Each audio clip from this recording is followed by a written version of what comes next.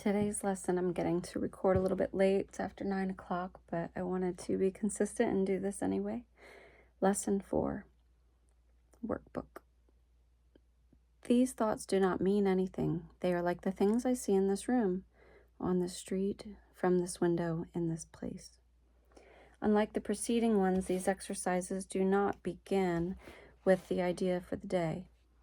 In these practice periods, begin with noting the thoughts that are crossing your mind for about a minute, then apply the idea to them. If you are already aware of unhappy thoughts, use them as subjects for the idea. Do not, however, select only the thoughts you think are bad. You will find, if you train yourself to look at your thoughts, that they represent such a mixture that, in a sense, none of them can be called good or bad. This is why they do not mean anything. 2. In selecting the subjects for the application of today's idea, the usual specificity is required. Do not be afraid to use good thoughts as well as bad. None of them represents your real thoughts, which are being covered up by them. The good ones are but shadows of what lies beyond, and shadows make sight difficult. The bad ones are blocks to sight and make seeing impossible.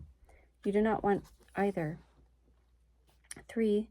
This is a major exercise and will be repeated from time to time in somewhat different form. The aim here is to train you in the first steps toward the goal of separating the meaningless from the meaningful.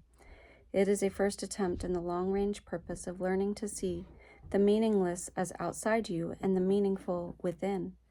It is also the beginning of training your mind to recognize what is the same and what is different. In using your thoughts for application for the idea for today, identify each thought by the central figure or event it contains. For example, this thought about, fill in the blank, does not mean anything. It is like the things I see in this room, on the street, and so on. 5. You can also use the idea for a particular thought that you recognize as harmful. This practice is useful, but is not a substitute for the more random procedures to be followed for the exercises. Do not, however, examine your mind for more than a minute or so. You are too inexperienced as yet to avoid a tendency to become pointlessly preoccupied. That's true.